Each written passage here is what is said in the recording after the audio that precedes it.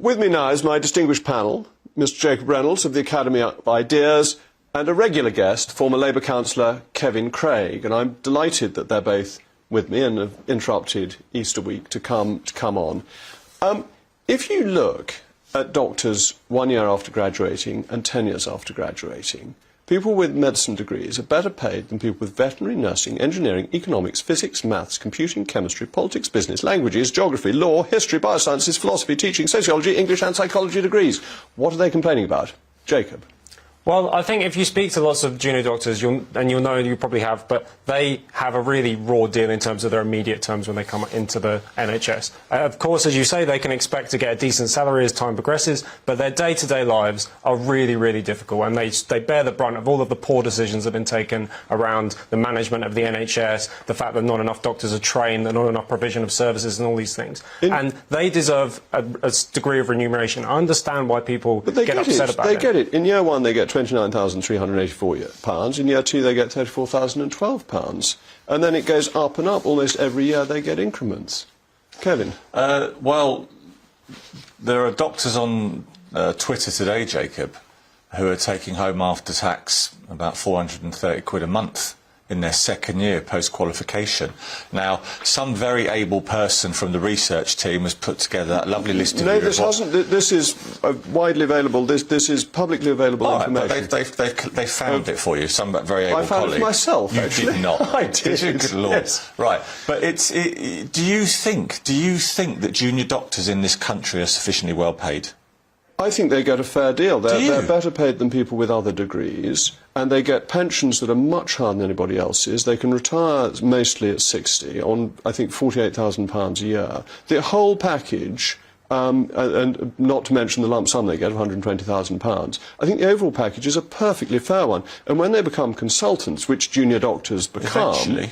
Yeah, absolutely. They get much better paid, and they're able to do private work, which supplements their income very significantly. But their hourly rate for undertaking life-saving work in the NHS is akin, in some cases, to, I don't know, working in Pret-a-Manger. No, it's not. That's been debunked, because that... Debunked by whom? Debunked by people who actually looked at the figures, and included the fact-checkers who normally back the left-wing facts. They came out and said this wasn't true. There's a problem with facts tonight. Let me tell you what you said earlier. You said to your lovely audience and listeners, America wasn't with us in World War II. And you should have said at the outset, and you didn't say that, Jacob. I think it was clear what I was saying. It wasn't clear. It was. There's thousands of US servicemen in cemeteries in north of France. They came in 1941, but they didn't come in 1939. At the outset, that was missed. I thought that was completely clear from what I've said. No, so but we're talking about junior doctors. We are. We're talking about fact-checking, and why do you think they are out on strike today? Then are they bored? I think they're deeply irresponsible. They're putting people's lives at risk when they're getting paid after 2 years in their second year £34,000 a year, much better than most people in this country. But it's a very broad-brush thing to say about doctors, isn't it? That they're deeply irresponsible. I think to be on strike is irresponsible.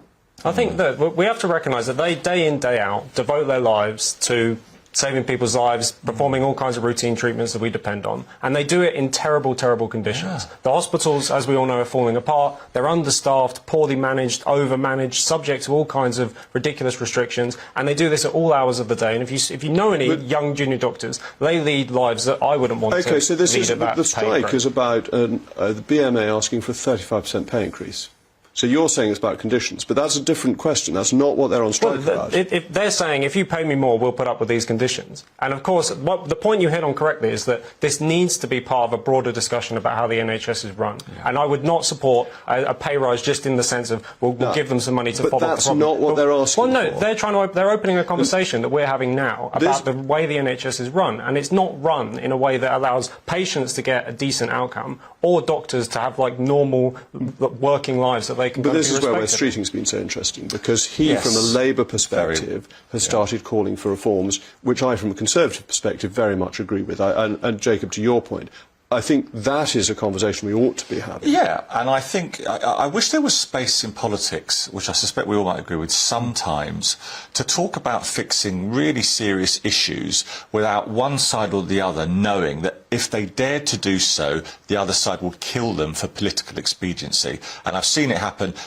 Theresa May, in an election cycle, talked about health and social care reform, really damaged her chances. Previously, Andy Burnham got absolutely mullered, if I may say, by your side for Yes. talking about the same subject and later life healthcare reform. And there needs to be a space sometimes, because if you love the NHS, which maybe we all do here this evening, you'll know that there are some really big systematic challenges that all the listeners and viewers are aware of. And I was visiting my local hospital in Bath Royal United, which as an MP I go and see them from time to time.